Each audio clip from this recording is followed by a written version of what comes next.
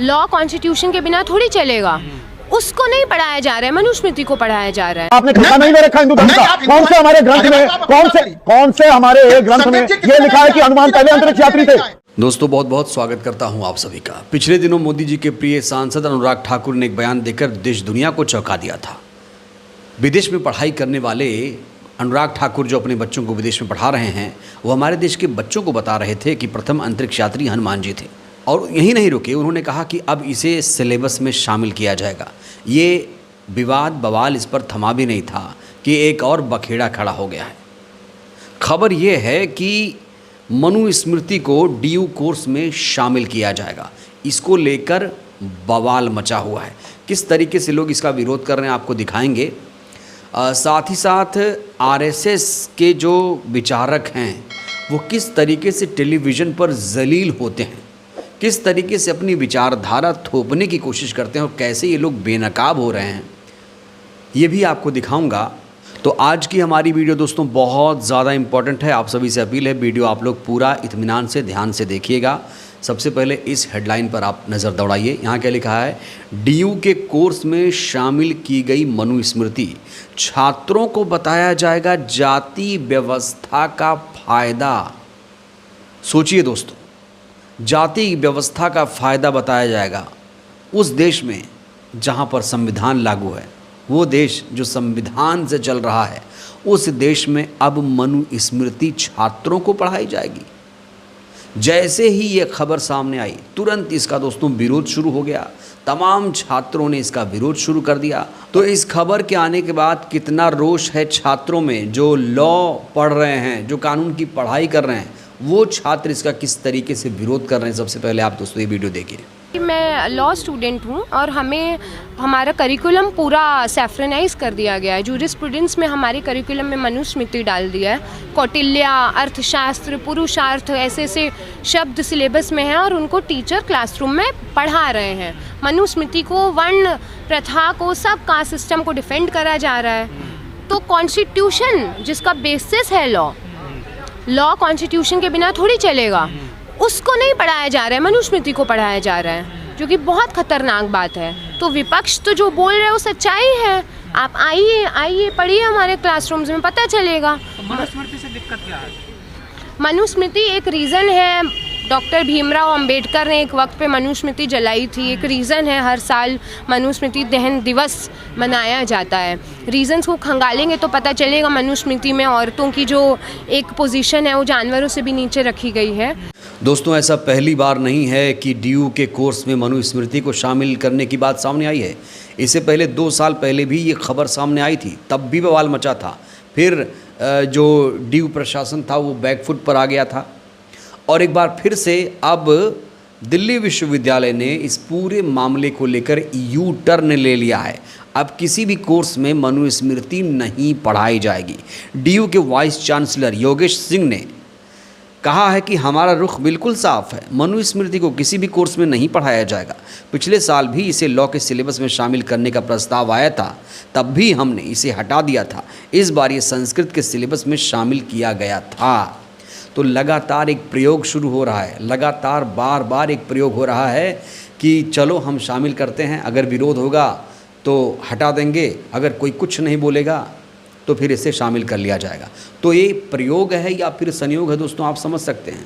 ये वही लोग हैं जो संविधान से नफरत करते हैं, जो कहते हैं कि हमें भैया हिंदू राष्ट्र चाहिए, हमें संविधान नहीं, हमें मनुस्मृति चाहिए। तो ये मनुवादी जातिवादी लोग हैं जो मनुस्मृति जैसे जातिवादी ग्रंथ को सिलेबस में शामिल कर रहे हैं और इसीलिए इसका पूरे देश भर में विरोध हुआ और आखिरकार यूनिवर्सिटी को यू टर्न लेना पड़ा। और कहा जा रहा है ये यू टर्न नहीं है, ये एक सोची समझी रणनीति है। अभी तो यू टर्न ले लिया है, बाद में फिर से इसे लागू करेंगे, किसी और पाठ्यक्रम में इसे शामिल करने की चेष्टा की जाएगी। दोस्तों क्या आपको पता है कि टीवी पर इस समय क्या हो रहा है? टीवी पर एक तरफ जहां बीजेपी के तमाम प्रवक्ता होते हैं, वहीं पर संघ के विचारक भी पहुंचते हैं। और जानते हैं संघ के विचारक आजकल कौन कौन हो गए हैं? जो यूनिवर्सिटी कॉलेज में पढ़ाते हैं वो संघ से भी जुड़े हुए हैं। सोचिए दोस्तों, एक तरफ वो खुद को संघ का विचारक भी कहते हैं और दूसरी तरफ वो खुद को प्रोफेसर भी कहते हैं। इस समय दिल्ली विश्वविद्यालय के एक प्रोफेसर का वीडियो काफ़ी ज़्यादा वायरल है। ये प्रोफेसर अंधविश्वास फैला रहे थे टेलीविज़न पर और बता रहे थे कि नारद तो पहले पत्रकार थे, अनुराग ठाकुर ने तो जो कहा सही कहा और उसे सिलेबस में शामिल करना चाहिए। मतलब सोचिए दोस्तों किस हद तक इनकी मानसिकता सड़ चुकी है, इनकी सोच कितनी नीचे जा चुकी है, आप इसे समझ सकते हैं। मैं बिना देर किए आपको एक वीडियो दिखाने जा रहा हूं जहां पर एक संघी प्रोफेसर की मुलाकात जब तेज़ तर्रार एंकर संदीप चौधरी के सामने हुई तो देखिए कैसे संदीप चौधरी ने इसकी बखिया उधेड़ी है और कैसे इसको काउंटर किया है। आज इस प्रोफेसर का चेहरा दोस्तों पूरे देश के सामने बेनकाब हो चुका है। देखिए जरा। आप मुझे सिखाएंगे? मैं भी हिंदू हूँ, मैं भी हिंदू हूँ। आपने ठेका नहीं ले रखा हिंदू धर्म का। कौन से हमारे ग्रंथ में, कौन से हमारे ग्रंथ में ये लिखा है कि हनुमान पहले अंतरिक्ष यात्री थे? आप मुझे अन्यथा का ज्ञान ना दीजिए। यहाँ पर बताइए कहां पर लिखा है, कहां पर लिखा है? आपके कहने से क्या हो जाता? मैं नहीं मानता। आप ये बताइए कि किसने, हमारे सारे भगवान अंतरिक्ष में रहते हैं, हमारे सारे भगवान अंतरिक्ष में रहते हैं। तो पहला कौन था, दूसरा कौन था? 33 कोटि भगवान है हमारे। लाखों। देखिए संदीप जी देखिए, निश्चित तौर पर अखिलेश यादव का ये धर्मांधता है, उनका पॉलिटिकल एजेंडा हो सकता है। मेरे को अखिलेश यादव से कुछ नहीं लेना देना। मैं आपसे पूछ रहा हूं, मेरे हमारे 33 कोटि देवी देवता हैं, सब अंतरिक्ष में रहते हैं, मेरे तो मन में रहते हैं। आप अंतरिक्ष में कहते हैं, मैं वो भी मानने को थे। उसमें अकेले हनुमान कैसे हो गए पहले अंतरिक्ष यात्री? नारद जी जो संवाद करते थे एक स्थान से दूसरे स्थान जाने के लिए, तो उनको कुछ बहुत बढ़िया नारद प्रथम पत्रकार थे। अच्छा, नारद प्रथम आप कहेंगे कि यही पढ़ाते हैं आप हेड ऑफ द डिपार्टमेंट हैं जर्नलिज्म के। मैं हेड ऑफ डिपार्टमेंट हूं, एचओडी हूं, ये बात सच है। हाँ। लेकिन मैं क्या कर रहा हूं, आस्था की बात कर रहा हूं। मैं पुस्तक की बात, आस्था के हिसाब से चलेगा, प्रश्न पत्र की बात, पाठ्यक्रम आस्था के हिसाब से चलेंगे, विज्ञान के हिसाब से काम चलेगा। पुष्पक विमान बना हुआ था तो फिर कहां रह गए? विज्ञान हाट कहां रह गए? क्यों नहीं बना पाए? हम अपना विमान क्यों नहीं बना पाए? अंतरिक्ष में अपने लोगों को हम खुद क्यों नहीं भेज पा रहे? अमेरिकी और रूसी समर्थन सहयोग की जरूरत क्यों पड़ती है?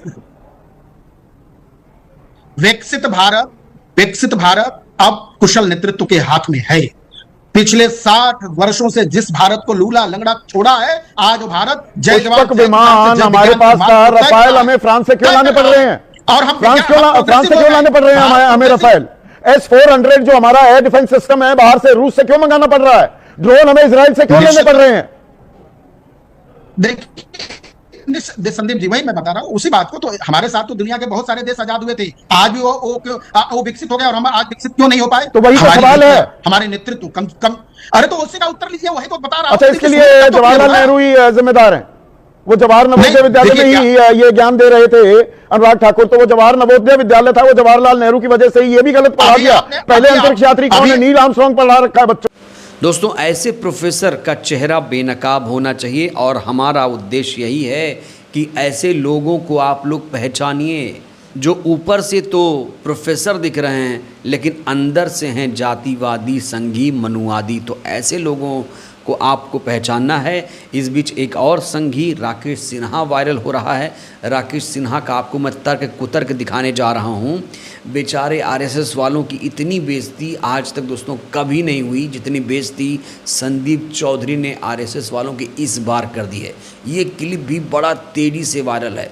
मैं चाहता हूँ ये क्लिप आप देखिए और कैसे आरएसएस की बखिया उधेड़ी है संदीप चौधरी ने। दोस्तों ये वीडियो आपको ज़रूर देखना चाहिए। देखिए, मोहन भागवत जी ना एमएलए हैं, ना एमपी हैं, ना राष्ट्रपति हैं, ना प्रधानमंत्री हैं, अभिभावक है ना वो तो परिवार के आपके। वो सुन लीजिए, वो अभिभावक सिर्फ परिवार के नहीं, हमारे और आपके भी हैं। ना मेरे नहीं है, ना मेरे नहीं है, वो आपके होंगे। मेरे कोई अभिभावक नहीं है मोहन भागवत।